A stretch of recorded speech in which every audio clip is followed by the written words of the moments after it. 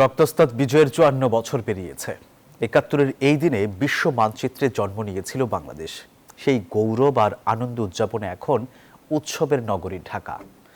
সংসদ ভবন, হাতিরঝিল কিংবা টিএসসি সবখানে ছিল জনতার ঢল। লাল সবুজের সাজে সেজেছে রাজপথ আর স্থাপনাগুলো। দর্শক, রাজধানীর বিজয় উল্লাসের বিস্তারিত থাকছে রিপোর্টে। কালের ক্যালেন্ডার থেকে খসে পড়েছে ৫৪টি বছর।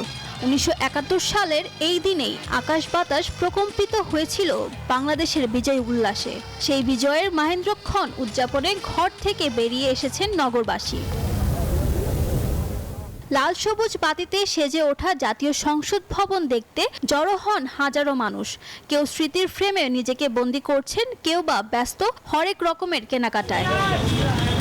মোনালিসা হেভি ফ্লো ১৫ পিস প্যাকেটের সাথে ৮ পিসের একটি প্যাকেট একদম ফ্রি। একই চিত্র ছিল রাজধানীর হাতিরঝিলে। যান্ত্রিকতা ভুলে পরিবার পরিজন কিংবা বন্ধু বান্ধব নিয়ে বিজয় উল্লাসে মেতেছেন অনেকেই। মহান বিজয় দিবসের শুভেচ্ছা। এভাবেই পরিবার নিয়ে আনন্দ উল্লাস করতে বেরোইছি। স্বাধীনভাবে বিজয় দিবসটা পালন করছি, যেটা বিগত ১৫ বছর ছিল না। এদিকে সন্ধ্যায় ভিড় জমতে শুরু করে ঢাকা বিশ্ববিদ্যালয়ের টিএসসি প্রাঙ্গণে। পায়রা চত্বরে প্রদর্শিত হয়েছে মুক্তিযুদ্ধের প্রামাণ্য চিত্র।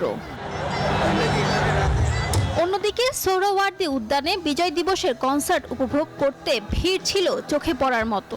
এখন লালন ব্যান্ড পারফর্ম করতেছে, প্রবাবিলি এটাই লাস্ট ব্যান্ড আমাদের। দোকানদার আইলাম, ঘুরলাম, আড্ডা দিলাম, এগুলো ভালো লাগলো অনেক। সারাদিন আসলাম, এনজয় করলাম, এখানে গান শুনলাম। তবে শুধু বাঁধ ভাঙা আনন্দই নয়, বিজয় উল্লাসের মাঝেও জাতির শ্রেষ্ঠ সন্তান বীর মুক্তিযোদ্ধাদের প্রতি শ্রদ্ধা জানাতে ভোলেননি সাধারণ মানুষ।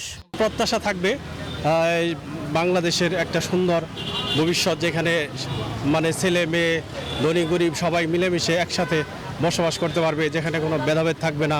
বিজয় দিবসে সবাইকে শুভেচ্ছা জানাই। যত শহীদরা আছে তাদেরকে শ্রদ্ধা ভরে স্মরণ করি।